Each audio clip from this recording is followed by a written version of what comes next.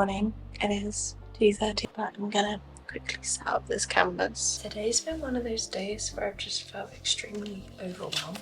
One's already painted this one. That's nice. I'm gonna paint over it. I felt very anxious today. I don't know why, but I'm gonna use this colour as a base for this. I kind of felt anxious because I know what I need to do to move to another level in my artistry and where I'm trying to go. But it does feel like a bit overwhelming, even when you know the things that you need to do.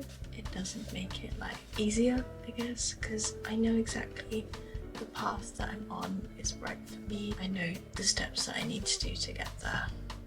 I know that this is definitely an ochre green, but it's only a base colour.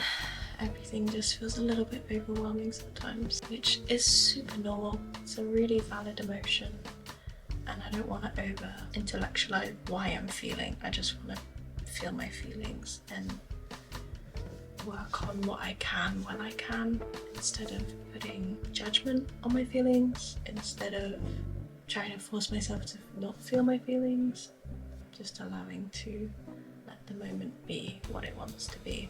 Right now, this moment is saying to paint. It's the base colour. Again, it's giving Shrek, but it won't look like that. You know, some of the cures for feeling overwhelmed is to just take action, because then you feel like you've accomplished something, even if that is like going on a walk or like taking a few deep breaths.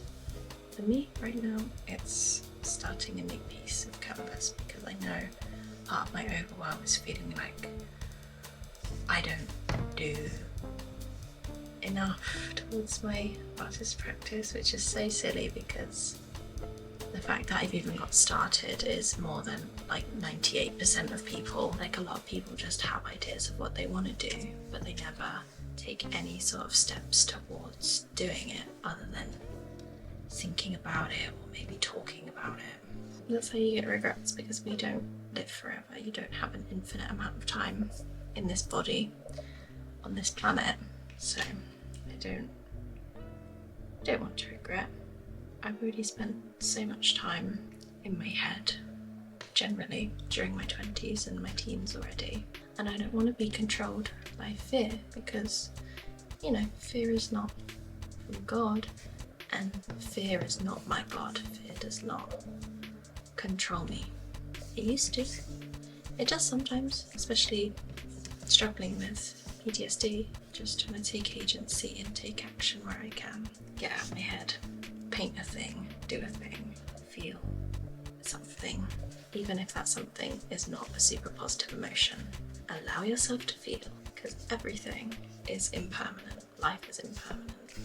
What you're going through is impermanent. Nothing is permanent. This is the base of where we've got to. I'm gonna finish this and then I'm gonna go to sleep. I've really been trying to get back into art, develop my artist practice. Also, do you like my squishmallow bed? They're so cute. So this is the latest collage that I've just done. I think I want to call it Boats. It's how femininity doesn't necessarily have a place within rural, masculine driven industries. And then here we are just doing some abstract portraits. This was the reference photo. Got to do something over here. Maybe something from here. Maybe one of these women. We shall see. This is the new art shoe setup. I just got these new scissors. Hello Kitty scissors. They are so cute for these. I usually just use my mini guillotine. I've been reading a lot, and this is my old poetry book. 2017. When I was 17, I started this poetry book. Clearly, I did not write many, but I finished Finding Home by Cecilia Nat. This was really gorgeous. 2017, produced at the Roundhouse, I believe. It's only a 30-page read. Like, she's so skinny. This week, I also read these two books, which check out my Goodreads if you want to be nosy about what I'm actually reading. I just finished Pickle Jar by Maddie Rice. I highlighted a couple pages that I think have potentially good monologues, because I do want to expand my monologue portfolio. I also did the same with this one, which also this book has pictures, which is so beautiful. Maybe something from this page as well. And apparently I highlighted a couple poems that I quite liked And this book too. This was The Shipwrecked House by Claire Trevine. These are all books that I've had for years and just haven't read.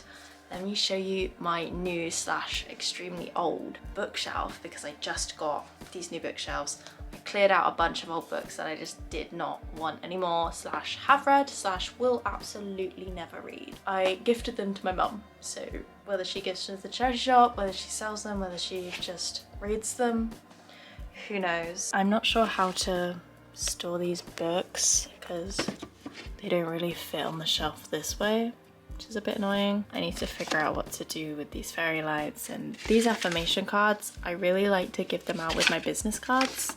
So you'll get, if you see me on the street and I give you a business card, you might get one of these. And they just have different affirmations or quotes to meditate on. So this one says, the wise who control body, speech and mind are indeed the consummately controlled. These are my old notebooks. These are some of the books that I read this year.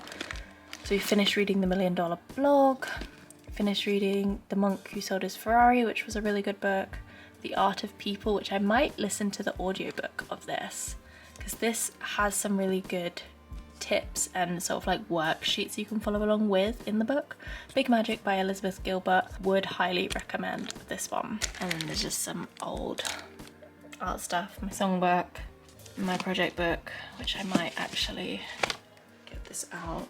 This is my bedside table. This is the book that I'm currently reading right before bed and when I wake up. Naturally Tan by Tan France. We are about halfway through reading the Bible. I'm actually reading it cover to cover, so I'm about 3% done. I'm also reading Bible's Promises for Women. Back to the bookshelf. So on this shelf, this is like the lifestyle non-fiction. So these are like coffee table books that I've picked up, mainly from charity shops, I think. Waterstones, a few just books that I've picked up on the way. This is my non-fiction / poetry section. These are all the books that I would like to read. Got Hamilton, obviously, and then also the musical version of Hamilton. Incredible. These are Andrew Lloyd Webber volumes for playing the piano. I've also got the Aida, got some children's books, plays, and I'm not actually sure. These are like Penguin classics. The Sandman, didn't realise I had that. So we have some classics, which would be nice to bring on the train because they're quite easy to carry. I started reading this book years ago, Bend Not Break, and then just gave up. And I also started reading years ago The Water Children, which again abandoned, so I might go back to these. I do want to read A Christmas Carol just because it's Christmas soon. The Celestine Prophecy, I would highly recommend to read this book. It is fictional, but it does have a lot of real life lessons that I think are quite helpful.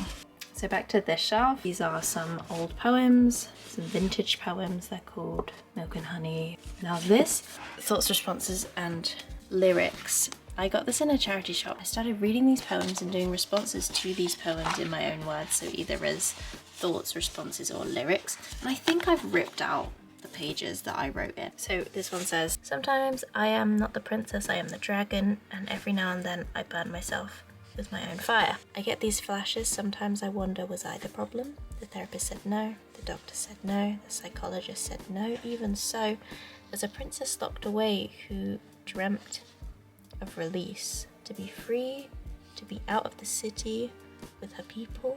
She drinks water to drown her fire. Lately the flames flicker quieter. She's feeling braver, but the capture was comforting. Cute. I might come around, swing back around to this book. I might do it to some of these, but I'd quite like to finish doing it to this one before we move on. And I don't know how I feel about writing in my books, which is why I'm like, I don't know. I might try and find one at charity shop again so I don't feel bad about writing in it. Yeah, so we've got books on music, on hip hop and philosophy. This is sort of meant to be a stagecraft thing about immediate fiction, so like learning how to write fiction immediately. I actually wrote a lot of notes in this when I first started reading it, clearly a lot of notes. So it'd be interesting to finish this and also go back over these notes. Theatre performance books, drama, theatre arts, musical theatre, Hamlet, The Merchant of Venice, which I studied this at school, so like, am I gonna read it again? We'll see. That is my bookshelf. Also, this was my Finch app, which has really been helping me stick to my goals, you can see like what goals I still have left to do today. And then when you tick them off, so this is my friend Pebbles, she's come to visit. It's just been really good at helping keeping me on my goals. And then also I've been using Habitify because it gives you like a streak of what day your goals are. So once you do your goal, you just tick it off. Just having the streak and having my little Finch app where you tick off the goals and it gives you rainbow stones, and then you can like buy outfits for your bird. So cute. You can buy furniture for the bird's house, like it's really motivating. But I've only put like small goals in there, so when I feel like I can't do much, I still feel a sense of accomplishment and my bird can still thrive. Whereas in Habitify, it's a bit more like grown up. I'm trying to do small steps, great distances. That's always been my motivational quote, small steps, great distances. So I'm really trying to implement that, and it's working. By saying work on my creative practice, that could be anything. Like do art, that could be me doing a little 2-second sketch. But doing that is better than thinking I need to do a masterpiece and then just never starting. Surely doing the small, tiny steps that like seem really silly and insignificant, way better than saying that you're gonna do this amazing, huge project and that just being so overwhelming that you never, ever, ever get started, because that has been my life. And I'm bored, I'm sick of it. I'm like ready to move on to the next stage of doing the craft, doing the thing. And that's what we're doing. So literally come along for that journey. But for now, time is currently 20 to 12. I've been really enjoying my Borrow Box, which is the library app. I'm currently reading The Illustrated Woman, which is a poetry book by Helen Mort. Here's my loans, also reading A People's History of Tennis. This poetry book, stunning. It's got a lot of poetry about tattoos and women with ink. It's a good one. The reviews are saying like it's a must read, so I must read it. I'm nearly finished it. I'm on page like 80 something of 157, so I might just finish that when I go to bed, read a bit of the Bible, have a prayer, get settled, go to bed. Let's do it.